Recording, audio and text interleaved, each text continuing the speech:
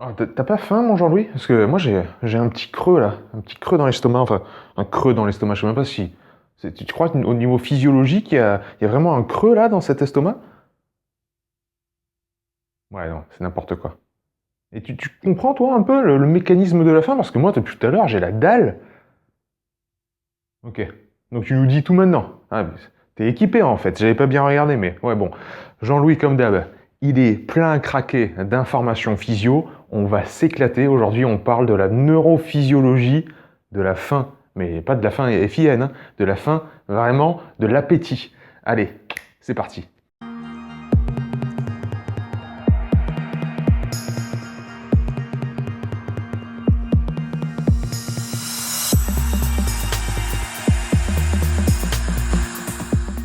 Bon, mes amis, vous avez été plein à me répondre et à envoyer des questions et des réponses pour le fameux question-réponse qu'on a fait autour du régime cétogène et même plus largement autour de tout ce qui se passe au niveau de l'alimentation.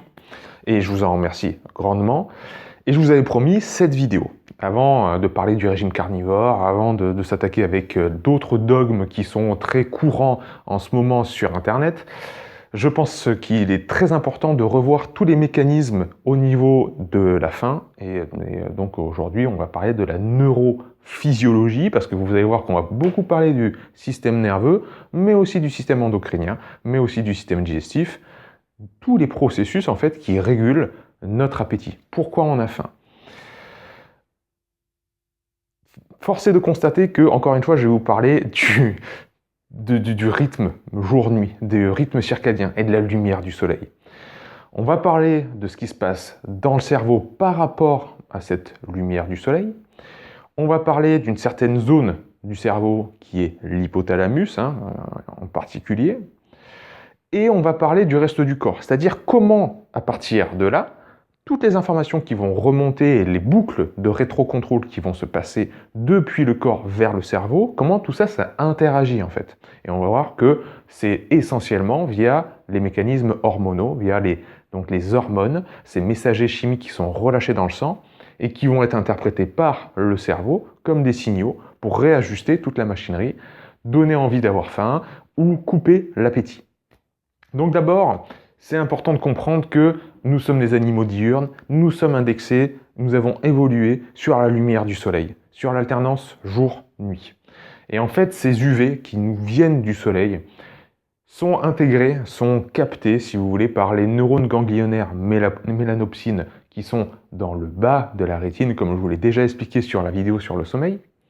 Et ces neurones-là, ils font directement un lien, ils font synapse avec la partie du cerveau, avec plusieurs parties du cerveau, mais avec premièrement l'insula, qui est ici, qui est donc un repli interne du cerveau, au niveau du cortex, la couche externe du cerveau, et qui, elle, gère le dégoût, gère la conscience, gère tout un tas de choses, dont le rapport à la nourriture. Donc déjà, là, on a un premier élément de lien entre les UV et cette sensation, en fait, de faim. Mais c'est vraiment que le début de l'histoire. Parce que les UV, donc ce potentiel d'action qui est sécrété, qui est allumé par le captage en fait, des photons par la rétine, il y a un PA, il y a un potentiel d'action comme j'ai écrit ici, qui va se trimballer le long du nerf optique, qui va faire synapse, donc connexion avec notre fameux noyau suprachiasmatique au niveau de l'hypothalamus. Lui, je vous en ai souvent parlé, c'est vraiment lui le maître d'orchestre, le chef d'orchestre de l'horloge interne du corps qui dit, voilà, qui donne le là en fait dans tout le corps. Et ce noyau suprachiasmatique, donc qui est dans l'hypothalamus, lui, il va parler à différents autres noyaux. Tout d'abord, le fait de voir des UV, ça va allumer le noyau ventromédian. Le noyau ventromédian, son rôle, c'est principalement l'inhibition de la faim durant la phase de repos. C'est-à-dire qu'il y a eu des lésions au niveau de ce noyau-là, le noyau ventromédian, et on s'est rendu compte que les animaux sur lesquels on a testé ça, bon, c'est toujours un petit peu le même principe, on fait du mal à des pauvres bêtes, mais on en tire des conclusions. Et que ce soit des rats ou que ce soit des oies, ça a été fait sur différents types d'animaux, on se rendait compte que même si elles avaient une lésion là, certes, il y avait des troubles alimentaires où elles s'alimentaient en fait toute la journée, mais pas en continu. C'est-à-dire qu'elles marquaient des fins à leur repas. Il y a toujours une fin à leur repas. Donc c'est pas une hormone, c'est pas un centre de contrôle de la satiété. Par contre, c'est ce noyau-là, cette portion de l'hypothalamus qui va gérer la descente de la faim pendant le repos, c'est-à-dire pendant le sommeil, tout simplement. Donc, il empêche qu'on ait faim la nuit. Ces animaux qui avaient une lésion à ce niveau-là mangeaient la nuit.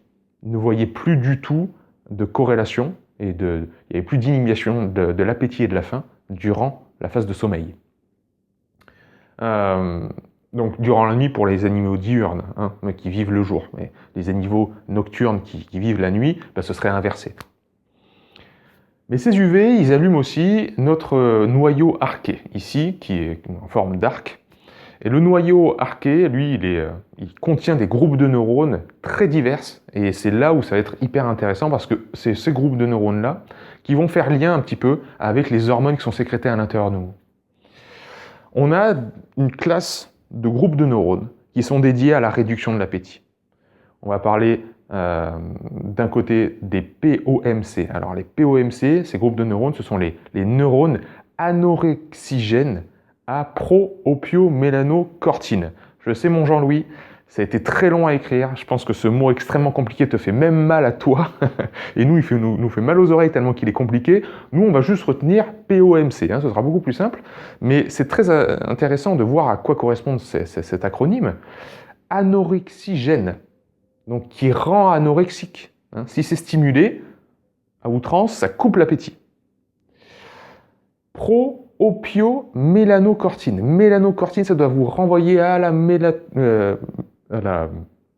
pas à la mélatonine, à la mélanine, justement. Mélatonine, c'est l'hormone plutôt du sommeil. À la mélanine, et c'est ça qui sert à la pigmentation. C'est important parce que sans ça, on se retrouve avec des souris qui ont le pelage qui devient pâle. Et en suractivant ce groupe de neurones-là, par contre, il y a des gens qui prennent cette molécule dont je vais vous parler après et qui deviennent extrêmement bronzés. La peau qui devient extrêmement bronzée parce qu'ils veulent couper leur appétit. Donc, prise exogène de médicaments, quand c'est fait à outrance et dans des grosses doses, malheureusement, ça peut avoir des gros problèmes derrière. Donc, ces POMC, pour y revenir à eux, ces neurones à POMC, ils sécrètent donc la POMC, qui est précurseur de deux choses, des corticostéroïdes comme l'ACTH, qui va ensuite nous faire sécréter les corticostéroïdes. Donc lui, le POMC est précurseur de l'ACTH et précurseur de l'alpha-MSH. L'ACTH, pour ceux qui se rappellent, ça c'est le précurseur du cortisol, etc., qui est corticostéroïde sécrété par les glandes surrénales qu'on verra après. Donc on a déjà un lien avec le stress et l'alpha-MSH qui est libéré après par la glande pituitaire qui est cette glande qui est sous l'hypothalamus. Elle réduit l'appétit et elle est aussi stimulée par les UV. Donc le noyau suprachiasmatique, j'aurais pu également faire une autre flèche rouge pour montrer que les UV induisaient la réduction de l'appétit. Ce qui veut dire que on peut voir été et hiver. Pourquoi on a plus faim en hiver? Et pourquoi on a moins faim en été? On est indexé sur la lumière du soleil. C'est pas forcément qu'à Noël, on fait des grosses bouffes et on mange de la dinde avec des bûches de Noël, etc., etc. C'est pas parce qu'il y a plein de bouffe devant nous et qu'on fait la fête l'hiver qu'on mange plus. C'est avant tout parce qu'il y a le manque d'UV, il y a la non-activation, le manque d'activité de ce groupe de neurones-là qui diminue l'appétit. Il nous faut de l'éclairage naturel pour activer ce groupe de neurones-là et diminuer l'appétit, ce qui arrive au printemps et en été où les jours sont plus longs. Donc là, on a déjà une réponse par rapport à l'alternance jour-nuit, pourquoi on a plus d'appétit en hiver quand il fait nuit un petit peu, surtout en France, dès 16h, 17h. L'ACTH, lien avec le stress et la faim. On a tous connu dans notre vie un moment où le stress nous a coupé l'appétit. C'est-à-dire, on était en train de manger ou on allait manger, tout d'un coup, mauvaise nouvelle, Jean-Louis, je suis désolé, t'as plus de feutre. Tu vas me dire, quoi, c'est pas possible et tout, j'étais prêt à aller manger mon bon repas et tout, et tu me sors ça comme ça. Montée du cortisol, on coupe l'appétit. Ça, c'est sur le court terme, c'est-à-dire ACTH, cortisol et POMC, donc réduction de l'appétit, tout ça, ça aide à réduire l'appétit, enfin à couper en tout cas l'appétit. Mais sur le long terme, ça va avoir d'autres effets qui sont inverses. Parce que les corticostéroïdes, ils stimulent autre chose, qui sont les autres groupes de neurones qui, eux, si de ce côté-là du tableau, on avait les groupes de neurones qui servent à réduire l'appétit, de ce côté-là, on a les groupes de neurones qui servent à augmenter, qui donnent faim. Et là, on a surtout le NPY, les neurones à neuropeptide Y orexigène. Là, c'est plus donc anorexigène, qui rendrait anorexique, mais orexigène, donc qui augmente la faim. Et l'AGRP, l'Agouti Related Protein, qui est plutôt un système de substitution au NPY. Le NPY, c'est le majeur. Okay, ces deux-là, sécrétés au niveau également de l'hypothalamus, augmentent la faim, et le signal principal, c'est quand la glycémie descend, c'est-à-dire quand le taux de sucre dans le sang commence à décroître. Eux, ils sont stimulés, relâchés dans le corps par l'hypothalamus et la glande pituitaire, et là, on a une élévation de l'appétit, c'est normal, il faut refaire des stocks. Donc ça, c'est très bien, on comprend à peu près ça. Maintenant, mais quelles sont les informations aussi qui remontent, quels sont les stimuli secondaires, on peut dire, qui vont parler et qui vont influencer ces groupes de neurones-là et ces deux volets de stimulation ou inhibition de l'appétit? Eh bien évidemment, ça va être beaucoup en lien avec l'alimentation et l'horloge interne de nos organes. Tout d'abord, il faut parler de la gréline. On va vraiment décortiquer les différentes hormones qui gèrent la faim. On a d'abord la gréline, qui elle vraiment est l'hormone du camp, c'est l'hormone du timing de la faim. Elle fonctionne de concert avec le foie et l'horloge interne qu'il y a dans le foie, parce que oui, le foie a une horloge interne, un rythme circadien. Et si vous mangez à heure fixe tous les jours, moi c'est vrai que je mange à heure fixe tous les jours, entre 11h et midi au milieu de journée, le soir aux alentours de 18h, et je fais ça tous les jours.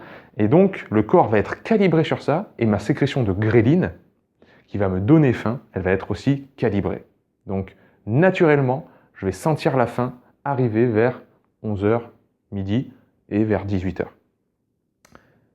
Je fais une petite parenthèse pour dire que le top-down, c'est-à-dire le système régi par la volonté, par les pensées, est extrêmement puissant et il ne faut pas le négliger.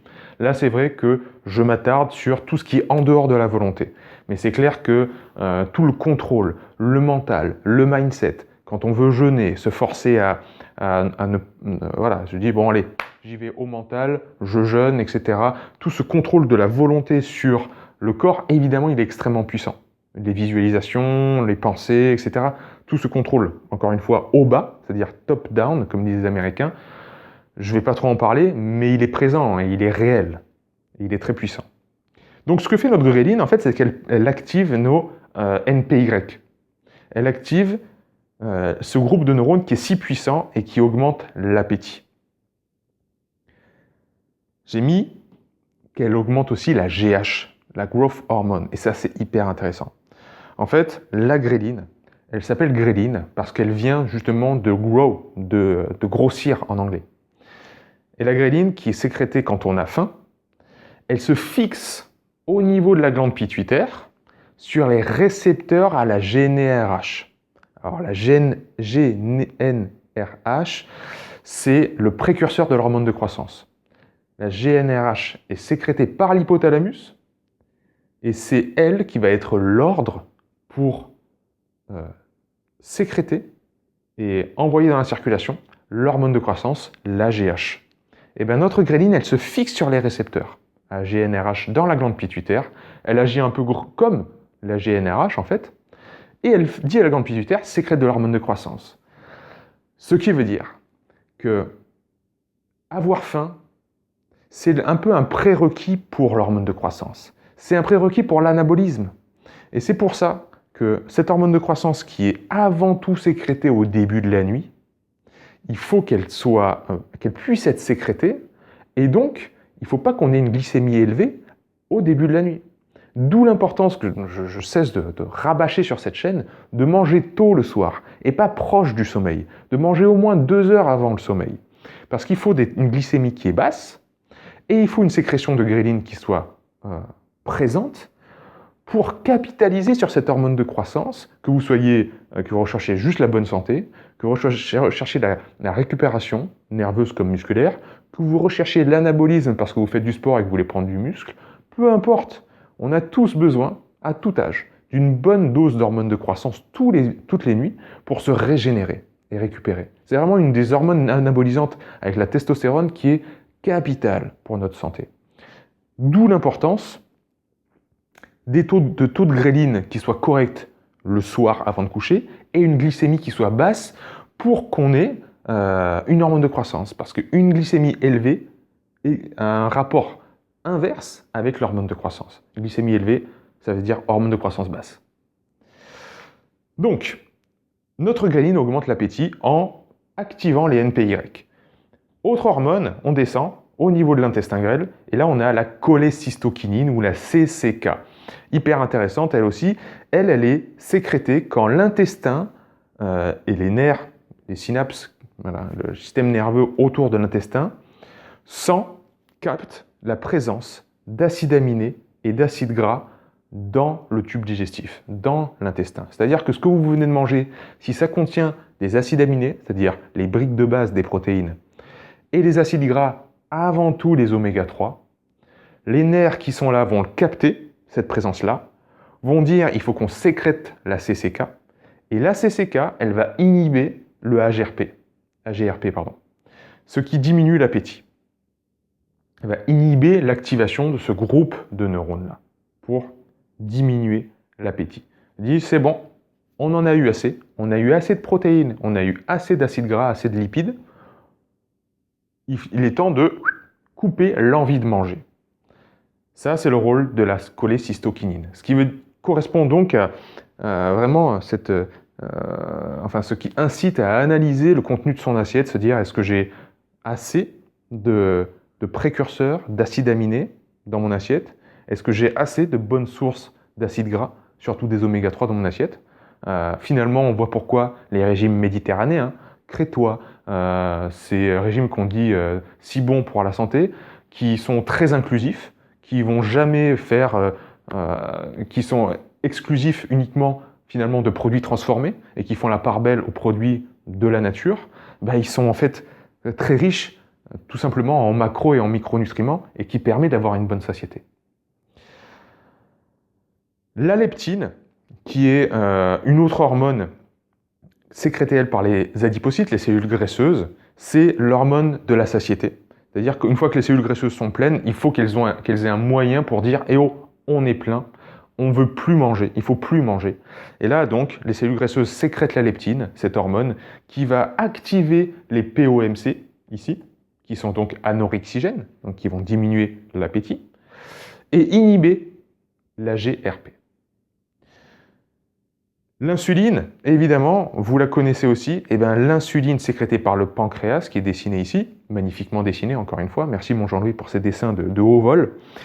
L'insuline, elle, qui réagit à la hausse de la glycémie dans le sang, donc la hausse du sucre sanguin, dès qu'on mange de toute façon, il va y avoir de l'insuline sécrétée, elle inhibe aussi le NPY.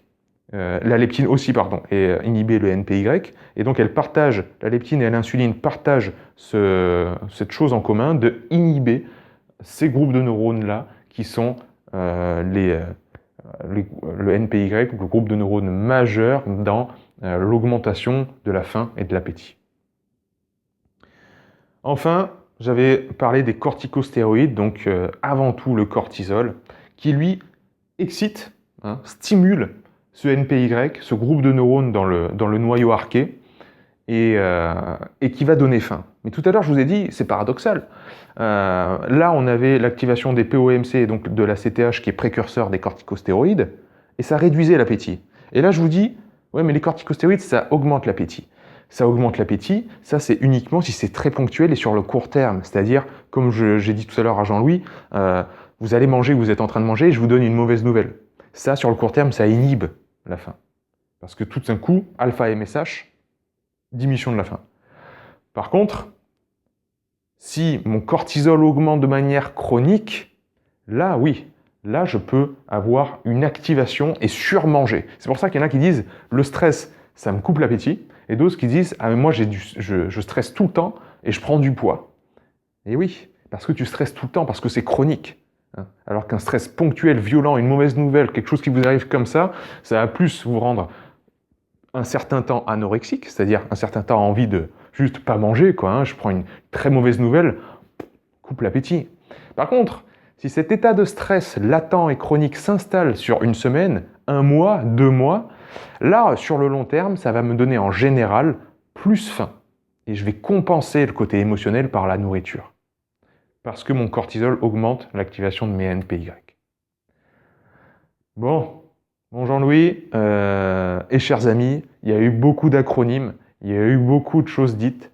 Oh tiens, j'ai oublié, notre ami qui ouvre la bouche et qui mange là, qui est en fait un autoportrait, regardez, c'est moi. Voilà, magnifique. J'ai oublié de vous dire qu'il y a des mécanorécepteurs au niveau sensoriel, au niveau de la bouche, des nerfs qui captent en fait la consistance de la nourriture. Et ces mécanorécepteurs font directement synapse également avec notre cerveau, notre hypothalamus, tous nos noyaux qui intègrent les informations. Et c'est pour ça qu'aussi on est plus ou moins addict et qu'on aime la mâche, on aime mâcher les choses. Et le corps sent en fait, il a des mécanorécepteurs pour sentir la consistance des aliments. D'où l'importance de mâcher des aliments solides également. Tout ça, ça renseigne encore plus le cerveau. Donc on a la lumière, on a le mécanique, on a le biochimique à l'intérieur du corps et on a l'hypothalamus et la glande pituitaire qui vont gérer tous ces aspects-là de la faim. Voilà, chers amis, ça fait beaucoup d'informations. Vous pouvez reprendre de long en large cette vidéo, évidemment, sur YouTube. Vous pouvez regarder et re-regarder en replay. Donnez-moi vos commentaires sous la vidéo et je vous souhaite un bon appétit.